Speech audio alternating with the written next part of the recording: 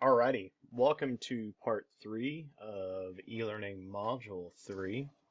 I've already completed 2 videos of mine. This video is going to talk about how globalization is going to lead to world conflict. And so, intro to world conflict. Worldwide conflicts have their roots in European imperialism and colonization, aka economic globalization. So with Europeans expanding their influence across the globe and creating that interconnectedness to make money, aka again, economic globalization, we have conflict that arises. So as a result of the age of exploration where Europeans are trying to find these places in which they want to establish trade routes and economic connections, wars in Europe between different nations began to spill over to their overseas colonies. And so these European powers are competing for resources and colonies, and they get in conflict in their homelands in Europe, and these conflicts will begin to overflow to their overseas colonies in Asia, the Americas, and Africa eventually. And so examples, or early examples of world conflicts, really the earliest is the 9 Years' War, and the 9 Years' War starts in 1688. This is France, who is very powerful at this point in history, versus the rest of Europe. Fighting is going to take place in Europe, North America, South America, and Asia. The 7 Years' War, also known as the French and Indian War in the American colonies, this is going to take place between the French and Spanish versus the British. And so fighting took place in the Caribbean, North America, with George Washington serving as a captain in the British Army or the American militia, as America and the United States were the colonies at that point under British rule.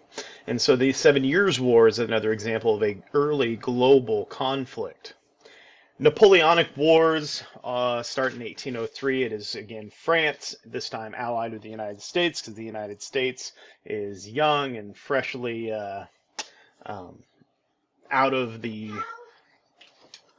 Sorry, my child is speaking. But going back to the United States allies itself with France, who is the United States is freshly liberated from the oppression of the British, and so the United States, eventually this causes the War of 1812, where the British Army invades and burns Washington, D.C. But again, France, U.S. versus the rest of Europe. Fighting took place in all the oceans across the globe, Central Asia, the Caribbean, and North America. So these are 3 early examples of global conflict. So with each subsequent war, the number of soldiers and deadliness of weapons increase. And in the earlier video, part 2, we talked about why the Industrial Revolution is going to result in technological advancement in all spheres of society, including warfare. And so during the 7 Years' War, battles rarely exceeded 40,000 soldiers total. And this also includes the American Revolution. And so in 1776, during the American Revolution versus the British, only 40,000 soldiers combined were involved in that battle. 50 years later, battles commonly exceeded 300,000 soldiers. And so in 1813, the Battle of Leipzig had 600,000 soldiers engaged, with Napoleon versus the armies of the coalition, the British, the Prussians, the Austrians, so on and so forth. And so, escalation of warfare. Next, continuous war caused by this competition for the world's resources fueled the Industrial Revolution further. And so the Industrial Revolution causes this competition, and this competition also fuels the revolution itself. So again, snowball effect.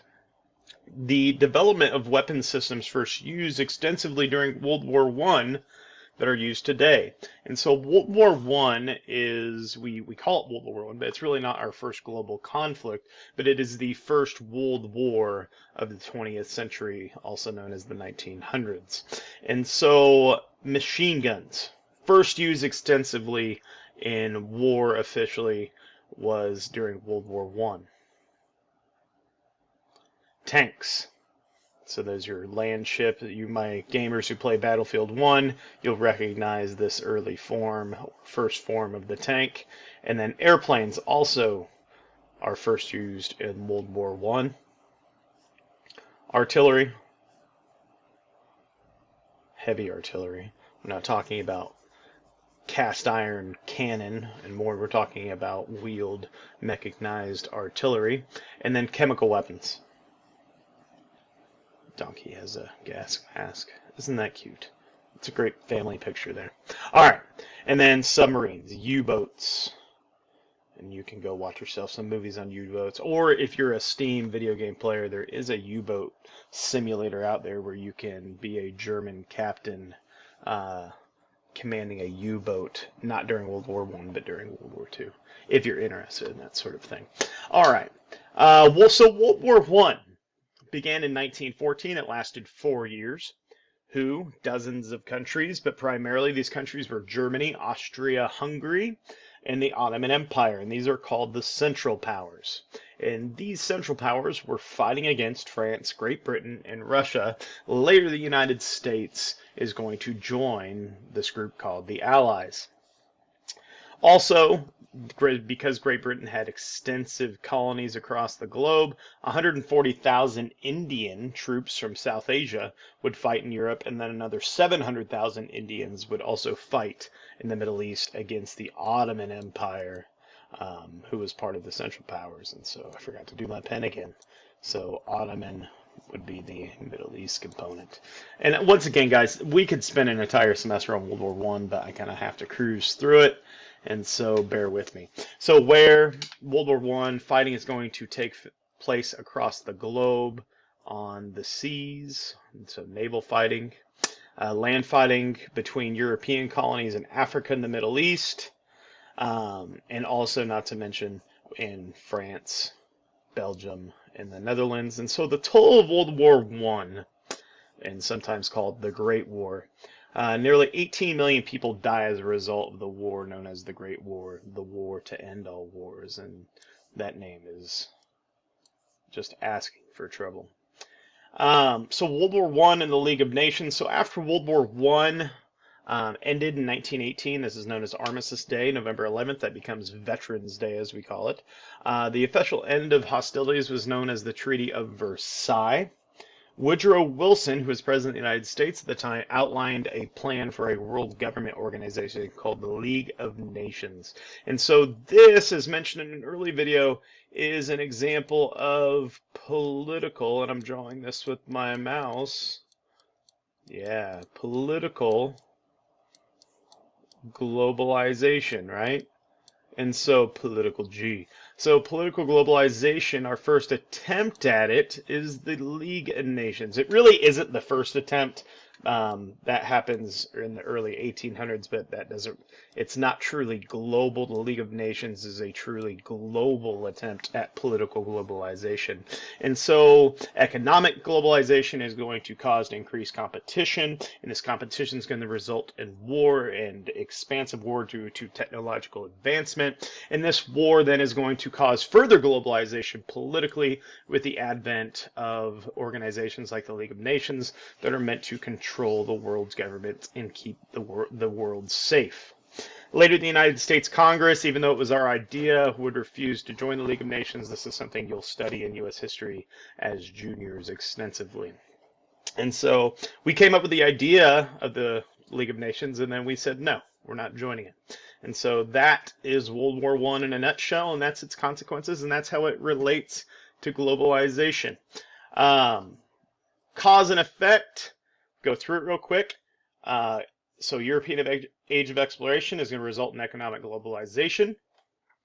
Oop, I got my animations mixed up. This sparks the beginning of the Industrial Revolution. Technological advancement causes further globalization, accelerates it. Competition for resources is more intense, and countries begin fighting across the globe. And then we have globalization and technology causing warfare to become global and even more deadly. And so you're going to have to write a paragraph. There is a sentence starter for you. World conflict originated with, and then in your Google form, 4 more sentences to finish the thought based on the content from this video.